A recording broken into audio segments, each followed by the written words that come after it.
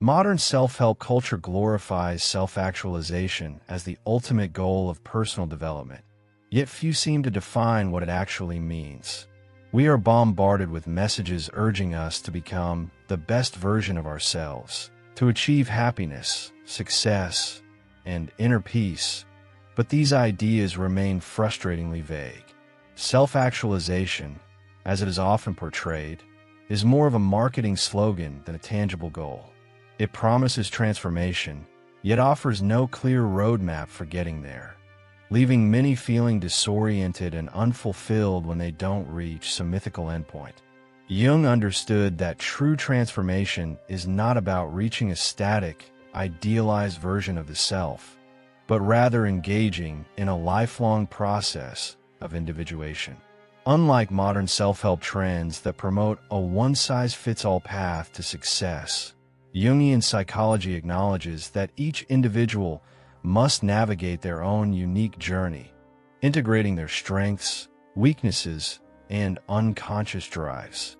The pursuit of self-actualization is often misunderstood as the elimination of suffering, but in reality, suffering is a crucial component of growth and self-discovery. Many self-improvement gurus frame transformation as a heroic quest, much like the hero's journey in mythology.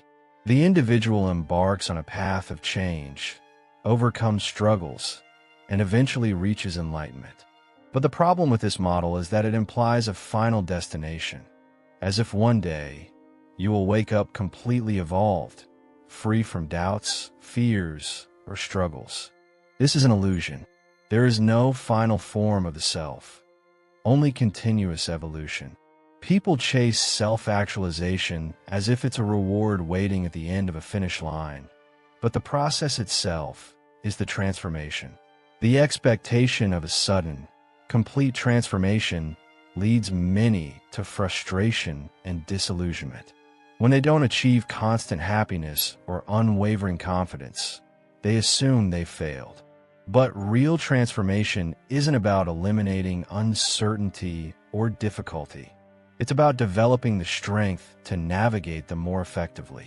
Many struggle with this because they have been conditioned to believe that discomfort is a sign of failure rather than an essential part of growth. The warrior's path is not one of comfort, but of endurance, self-awareness, and action. So, if self-actualization is not an end goal, but an ongoing process, then what does real transformation actually look like? How does one engage in personal growth without falling into the trap of chasing an abstract, unattainable ideal? The answer lies in understanding the will to change, not as a pursuit of perfection, but as a commitment to continuous evolution. Chapter 1. Transformation and the will to change. The desire for transformation is deeply embedded in human nature. People are constantly seeking ways to improve themselves, whether by overcoming personal struggles, breaking free from destructive habits, or striving for a greater sense of purpose. This urge to evolve is not just psychological. It is a fundamental part of our survival instinct. However, the problem arises when people expect change to be instant, effortless, or purely inspirational. True transformation is neither quick nor easy. It is a process of constant struggle, discipline, and internal confrontation. Jung understood that growth requires confrontation with the unconscious. Many people claim they want to change, but when faced with the real work of transformation, self-reflection, emotional discomfort, and personal responsibility, they hesitate. They search for shortcuts, hoping that reading a book, watching a motivational video, or adopting a new habit will instantly unlock a new version of themselves. But without a deep internal shift in mindset and behavior, external changes will always be temporary. Real transformation happens when a person engages in the difficult work of restructuring their self-concept. The biggest obstacle to change is often unrealistic expectations. People assume that once they commit to personal growth, They will experience constant motivation, rapid success, and clear progress. But in reality, transformation is messy, inconsistent, and full of setbacks. There will be days when progress feels invisible, when self-doubt creeps in, when discipline falters. Those who succeed in transforming themselves are not those who avoid these struggles, but those who learn to navigate them without giving up. The will to change is not about motivation. It is about resilience and persistence. This is where the warrior mindset becomes essential. Warriors do not expect the battle to be easy. They prepare for resistance, they train for adversity, and they embrace struggle as a natural part of the journey. If transformation is a battle, then the battlefield is the mind. One must learn to face discomfort, endure setbacks, and push through the resistance of the ego. Jung described this as the process of individuation, the integration of all aspects of the self, both the strengths and the weaknesses, the conscious and the unconscious. Only through this integration does real transformation occur. But transformation does not mean the elimination of struggle. Many people mistakenly believe that once they figure it all out, life will become effortless and stress-free. This is another illusion. The truth is that life will always present challenges, stress, and difficulties. But those who have built inner resilience and mental toughness will no longer be controlled by them. The key, then, is not to seek a life without hardship, but to develop the strength to face it head-on. And that brings us to the next crucial aspect of transformation: understanding stress not as an enemy, but as a necessary force for growth. Chapter 2: The Challenges of Life and Stress Management. Stress is not the enemy. It is the raw material of growth and transformation. Many people live under the illusion that one day they will reach a state of success, peace, or enlightenment where stress no longer exists. But stress is not something that disappears. It is an unavoidable part of existence. The difference between those who thrive and those who suffer is not the absence of stress, but their ability to manage, adapt, and transform it into strength.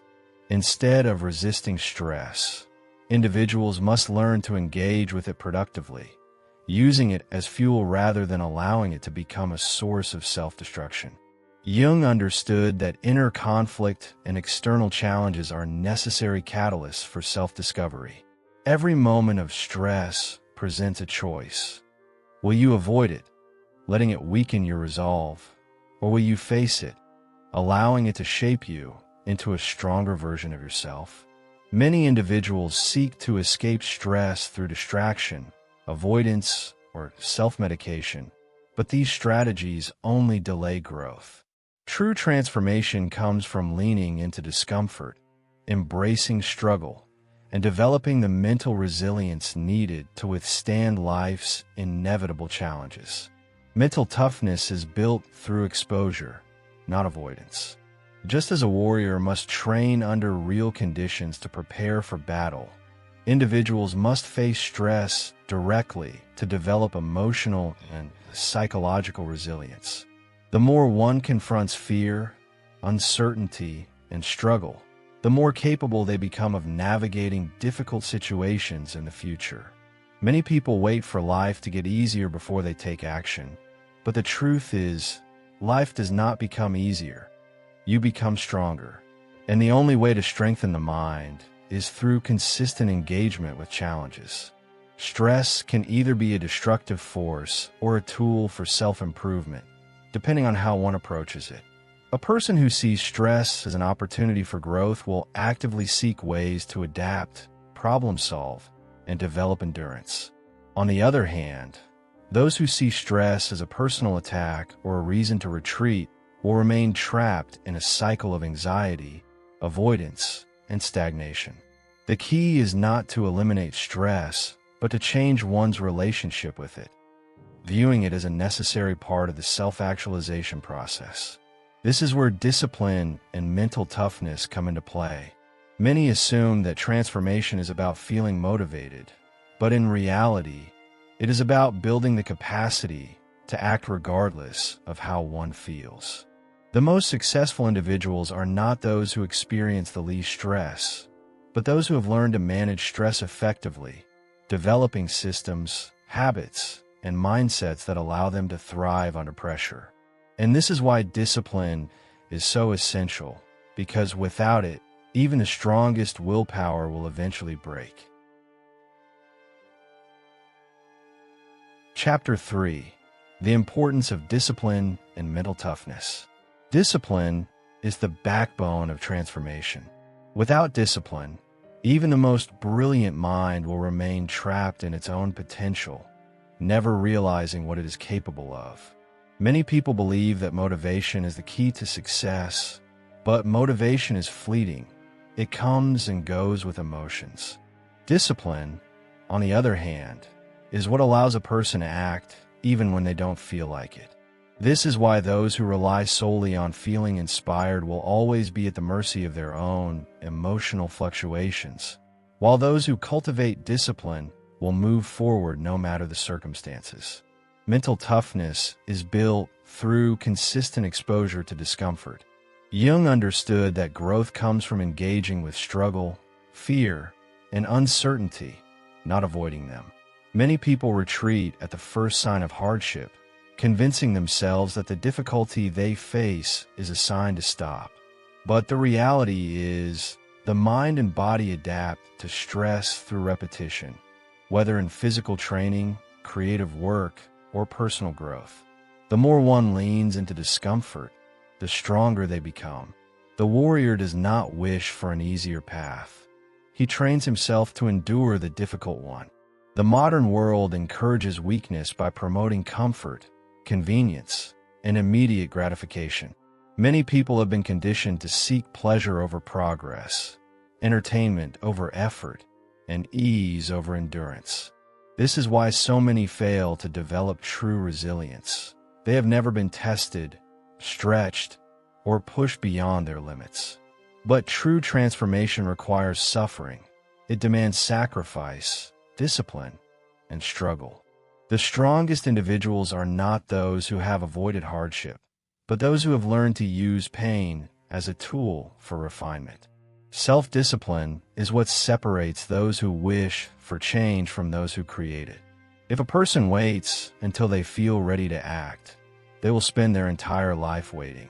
This is where many individuals sabotage their own growth. They assume they need to be in the right mood, have the perfect plan, or feel a sense of certainty before taking action. But the truth is, action must come first. The act of doing creates the feeling of motivation, not the other way around. The mind must be conditioned like a warrior's body, trained through repetition, through adversity, through relentless commitment. But discipline is not about brute force or self-punishment. It is about alignment with one's purpose and values.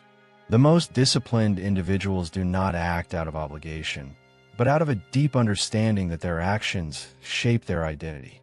Every moment of discipline is a reinforcement of who they are becoming.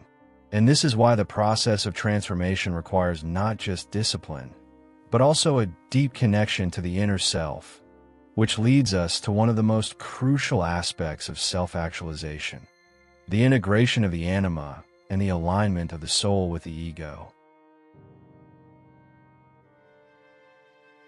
Chapter 4: The Role of the Anima and Soul Integration.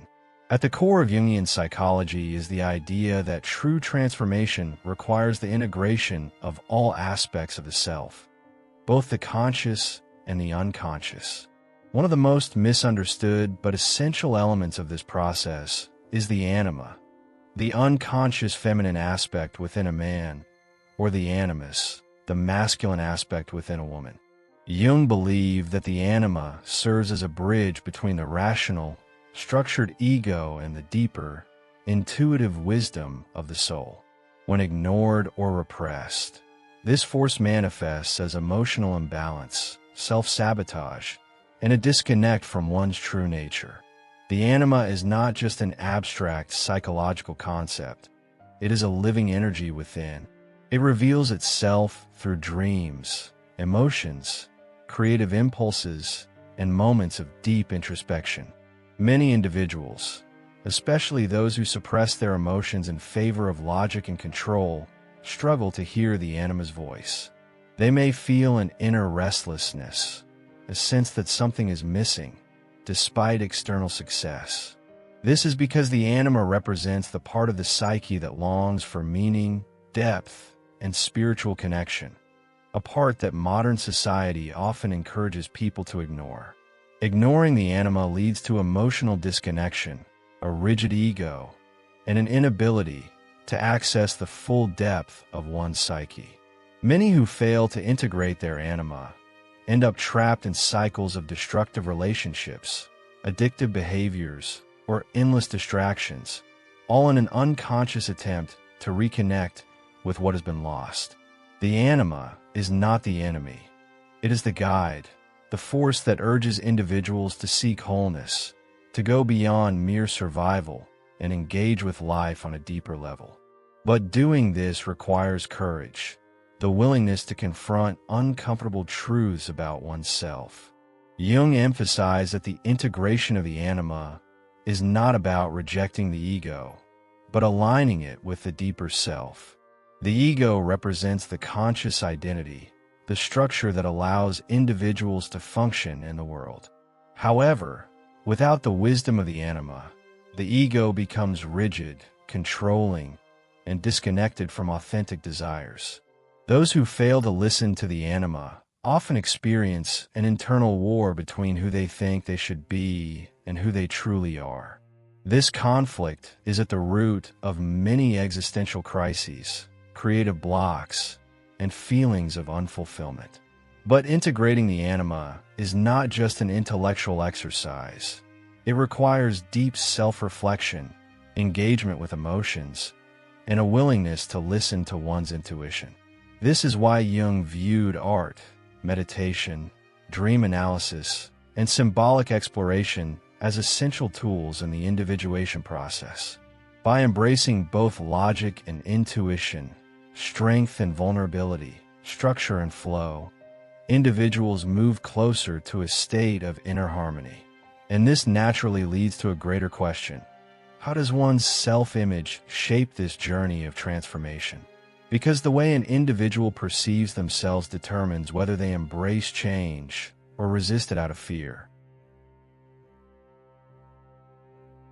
Chapter 5. Self-image and the hero's journey.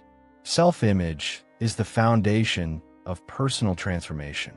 The way individuals see themselves, their perceived strengths, weaknesses, and limitations, determines how they navigate life's challenges. A person with a strong self-image, rooted in self-respect and authenticity, will approach obstacles with resilience. Meanwhile, someone with a fragile or negative self-image will sabotage their own growth, making excuses, avoiding discomfort, and rejecting opportunities for transformation. This is why self-concept is the first battlefield. Before one can change externally, the internal perception of the self must be reconstructed. Jung understood that self-image is not just a conscious belief. It is deeply connected to the unconscious mind, the shadow, and the anima. Many people struggle with self-worth because they are in conflict with aspects of themselves they have not yet integrated. They may believe that they are weak, unworthy, or incapable of change, not because it is true, but because these beliefs have been reinforced through years of conditioning, trauma, or societal expectations. To break free, one must embark on a journey of self-confrontation, facing the stories, emotions, and unconscious forces that have shaped their identity. This is where the hero's journey comes into play. Every great myth follows the same structure. The hero starts in a familiar world, is called to adventure, faces trials, confronts their deepest fears, and emerges transformed. This is not just a literary device. It is a reflection of the psychological process of individuation. Those who wish to evolve must leave behind their old self, face discomfort, battle inner demons, and return stronger. This is why transformation often feels like death, because the old self must be destroyed to make way for the new. However, many modern individuals avoid this process by escaping into distractions, ideologies, or external validation. Instead of taking responsibility for their own growth, they become trapped in the illusion of transformation, watching motivational content, reading about self-improvement, but never actually engaging in the hard work of changing their habits, confronting their emotions, or challenging their own beliefs. They mistake consuming knowledge for transformation, when in reality, wisdom only becomes real when applied. But how does one begin this process? The answer lies in confronting the shadow, the hidden aspects of the self that have been denied, suppressed, or ignored. The ego resists this confrontation because it threatens its carefully constructed identity, but only by facing the shadow can an individual unlock their true power. And this leads us to the most difficult and transformative stage of personal growth, embracing the shadow and understanding the limits of the ego. Chapter 6. Confronting the shadow and the ego.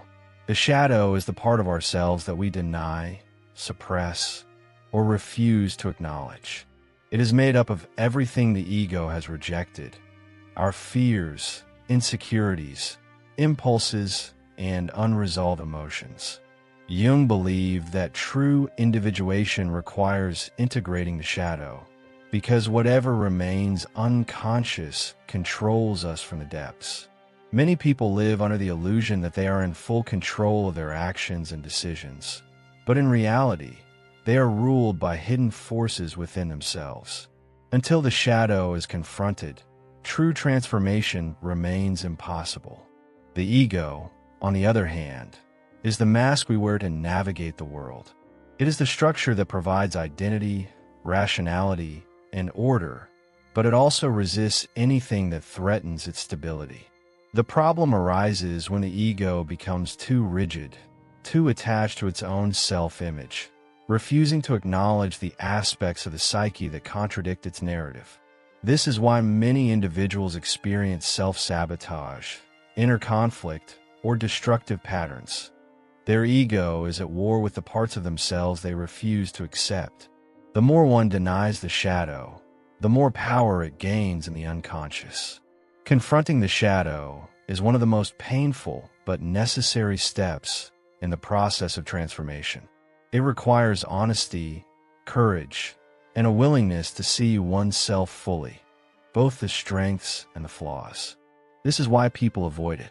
It is far easier to blame external circumstances, seek validation, or escape into distractions than to face one's own darkness.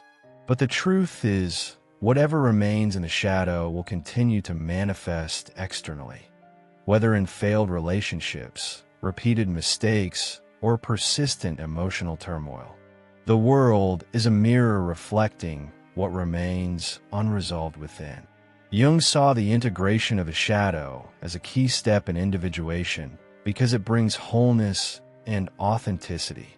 When an individual acknowledges their shadow, they no longer feel the need to project their flaws onto others. They become more self-aware, less reactive, and more in control of their emotions and decisions. They stop being victims of their own unconscious drives and take full responsibility for their lives. This is not about eliminating the shadow, but about learning to work with it, channeling its energy constructively rather than being consumed by it. But integration is not an intellectual exercise. It requires real action. It is not enough to understand one's flaws in theory. They must be faced in daily life, in relationships, in decision-making. Those who fear failure, discomfort, or confrontation will never fully integrate their shadow. And this is why transformation is not just about understanding, it is about doing. The next crucial lesson is this: action is the bridge between theory and reality, and without it, all self-knowledge is meaningless. Chapter 7. The Role of Action in Transformation. Knowledge without action is worthless. Many individuals convince themselves that they are growing simply because they are learning, reading books, watching lectures, engaging in deep discussions. But intellectual understanding is only the first step. True transformation requires application, experimentation, and the willingness to step into discomfort. Without action, all self-awareness remains theoretical, a concept rather than a lived reality. The difference between those who change and those who remain stagnant is not intelligence, but execution. Jung emphasized that transformation is not a purely intellectual process. It is an active engagement with life. This means making difficult choices, taking risks, and stepping into the unknown. Many people resist action because they fear failure, but what they fail to realize is that inaction is a decision in itself, a decision to remain the same. Every moment spent overthinking, hesitating, or making excuses is a moment where transformation is delayed. Change does not happen in the mind. It happens in motion. This is why the warrior mindset is essential for personal growth. A warrior does not wait for the perfect moment to act. They move forward despite uncertainty, despite fear, despite obstacles. Those who sit on the sidelines, waiting to feel ready, waiting for the right conditions, waiting for motivation, will never begin. The process of transformation itself generates the strength needed to continue. Just as a muscle grows through resistance, the mind becomes stronger through deliberate action, struggle, and persistence. However, taking action does not mean reckless movement. It means aligned, intentional steps toward growth. This could be confronting a fear, setting a clear goal and following through, breaking a destructive habit, or simply pushing oneself beyond the limits of comfort. Many fail to act because they feel overwhelmed, believing they need to have everything figured out before they begin. But transformation is not about knowing the entire path. It is about taking the next step, and then the next. And yet, even those who take consistent action can find themselves falling into cycles of self-sabotage, undoing their own progress just when they are on the verge of success. This pattern is not random. It is deeply tied to internal conflicts, self-worth, and hidden resistance to change. To truly transform, one must not only act, but also confront the psychological barriers that attempt to pull them back into old patterns. Chapter 8. Self-sabotage and Overcoming Internal Barriers. One of the most frustrating aspects of personal growth is self-sabotage, the tendency to undermine one's own success just when progress is being made. It happens in fitness, relationships, career, personal transformation. An individual works hard, gains momentum, and then, suddenly, they slip back into old patterns, lose discipline, or abandon their efforts altogether. This cycle is not due to laziness or a lack of intelligence. It is the result of unresolved inner conflicts. The ego fears change, and when growth becomes too real, it triggers resistance to pull a person back into the familiar. Jung understood that self-sabotage is often the result of an unconscious fear of transformation. Many people say they want success, happiness, or self-mastery, but deep down, they're terrified of what change requires. Who will they become if they let go of their past identity? Will they still be accepted by those around them? What if success creates new expectations they are not prepared to handle? These hidden fears create psychological resistance, leading people to create excuses, distractions, or even self-destructive behaviors that prevent them from moving forward. Another major cause of self-sabotage is a weak self-image. If an individual has spent years believing they are not good enough, not disciplined, not worthy of success, their subconscious will work to confirm that belief, even if their conscious mind desires change. This is why some people fear failure, while others fear success. If a person does not truly believe they are someone who can handle transformation, they will unconsciously reject any progress that contradicts their self-concept. The mind fights to maintain its identity, even when that identity is limiting. Breaking the cycle of self-sabotage requires deep self-awareness and deliberate action. First, one must recognize the patterns. Where do they tend to sabotage themselves? When does discipline start to fade? What emotions or fears arise when progress is made? Next, they must consciously choose a new response. Instead of retreating into old habits, one must push through resistance, proving to the mind that change is not a threat, but a necessity. Self-sabotage does not disappear overnight. It must be confronted every time it arises, until the new identity becomes stronger than the old one.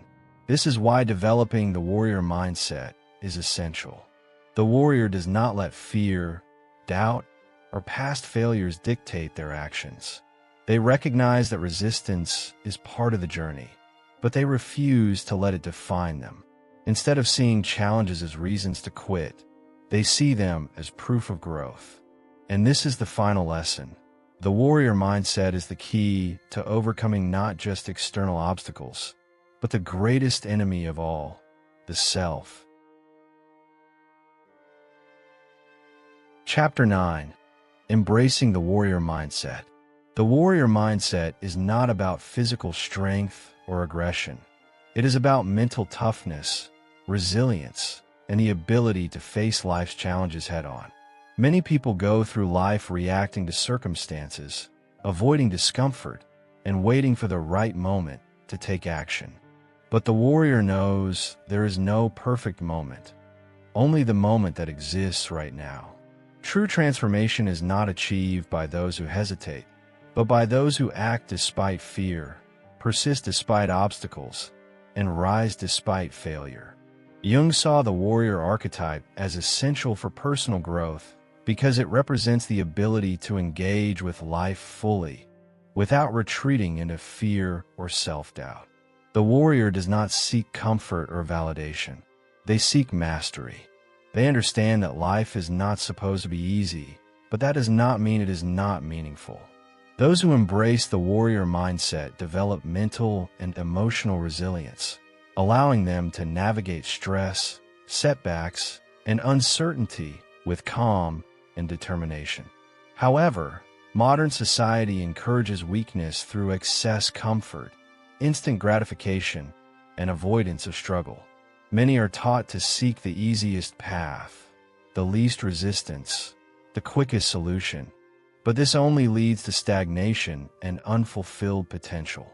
The warrior understands that growth only comes through challenge, that discipline must be chosen over indulgence, and that success is a result of perseverance, not luck.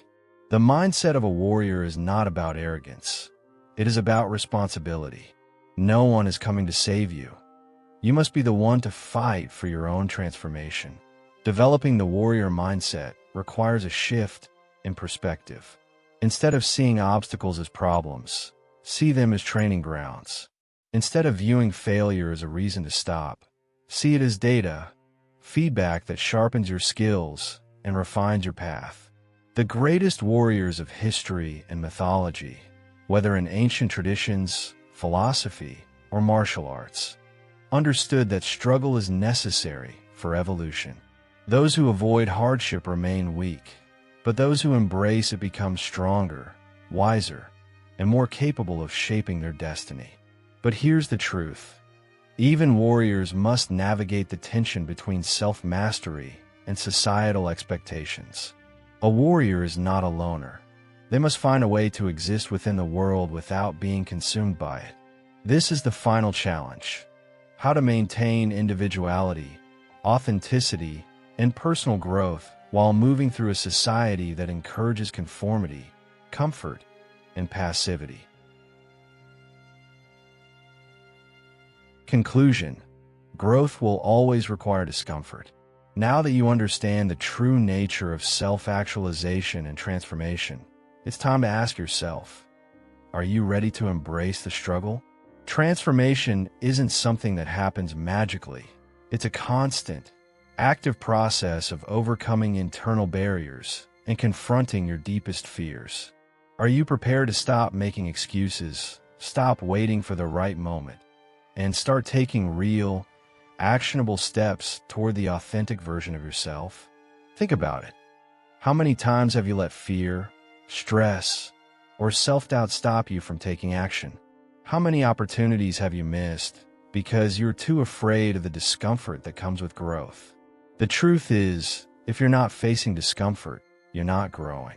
Are you willing to take responsibility for your own transformation and take action, no matter how hard it gets? I want to hear from you. What's the biggest obstacle you're facing right now in your journey to personal growth?